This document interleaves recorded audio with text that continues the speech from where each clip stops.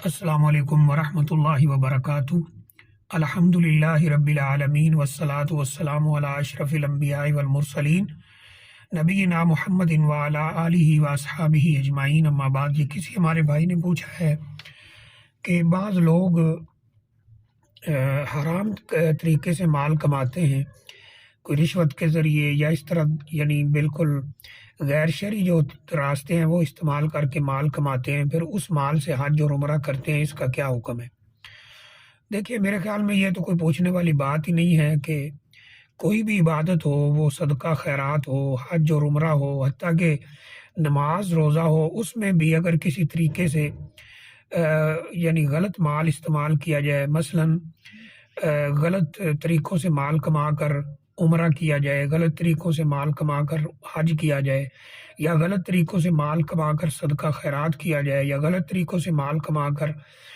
وہ کپڑے بنا کر ان میں نماز پڑھی جائے، یہ سارے طریقے جو ہیں یہ صحیح نہیں ہیں۔ جہاں تک یہ خاص سوال ہے حج اور عمرہ کے بارے میں، تو اس کے بارے میں بالکل واضح روایت موجود ہے کہ جو شخص حرام مال کما کر حج اور عمرہ کرتا ہے اور وہاں جا کر لبیک اللہم لبیک پڑھتا ہے کہ اے اللہ میں حاضر ہوں، اے اللہ میں حاضر ہوں، تو اس کو آگے سے آواز دی جاتی ہے، جو اگرچہ وہ سن تو نہیں رہا ہوتا، لیکن فرشتے اس کو آواز دے رہے ہوتے ہیں اور وہ کہہ رہے ہوتے ہیں کہ لا لبیک ولا سعدیک، نہ ہی تو تیرا آنا یہاں قبول ہے، نہ تیرے لیے کوئی خوش بختی ہے۔ ساتھ ہی اس کی وجہ فرشتے بتاتے ہیں کہ ما کلو کا حرام و مشربو کا حرام و غزیت بالحرام، تیرا کھانا حرام ہے، تیرا پینا حرام ہے، تیری نشو و نما، تیرا جسم کی پرورش وہ حرام مال سے ہوئی ہے، فانا یستجاب، بتا تیری دعا کیسے قبول ہوگی؟ تو جو حرام مال سے حج کرنے والا شخص ہے یا حرام مال سے عمرہ کرنے والا شخص ہے، وہ بیت اللہ شریف کے غلاف کو پکڑ کر بھی لبیک لبیک کہتا رہے، تو وہ قطعاً اس کا حج اور عمرہ قبول نہیں ہوتا،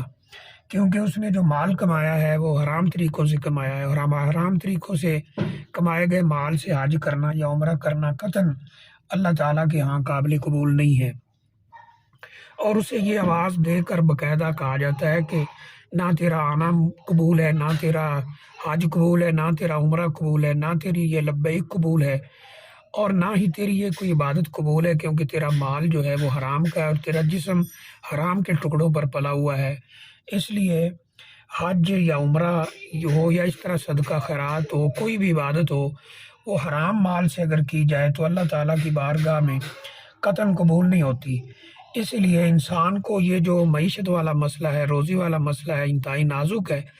اس کی فکر کرنی چاہیے اور حلال مال کمانا چاہیے، خود بھی حلال کھائے، اپنے بچوں بیوی بچوں کو بھی حلال کھلائے، ماں باپ کو اگر تعاون دے رہا ہو تو وہ بھی حلال طریقوں سے ہو، حلال کمائی ہو، اپنے لیے بھی، بچوں کے لیے بھی، بیوی بچوں کے لیے بھی، ماں باپ کے لیے بھی۔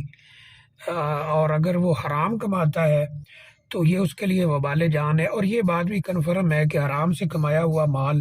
وہ اسی طرح ہی نکل جاتا ہے، اچانک اس کا پتہ بھی نہیں چلتا، وہ ضائع ہو جاتا ہے۔ بہت سے لوگ ایسے دیکھے ہیں کہ حرام طریقوں سے مال کمانے والے کبھی جو کروڑ پتی تھے آج وہ مانگتے پھر رہے ہیں۔ تو اس لیے حرام مال سے حج اور عمرہ یا صدقہ خیرات قطعاً قابل قبول نہیں ہے۔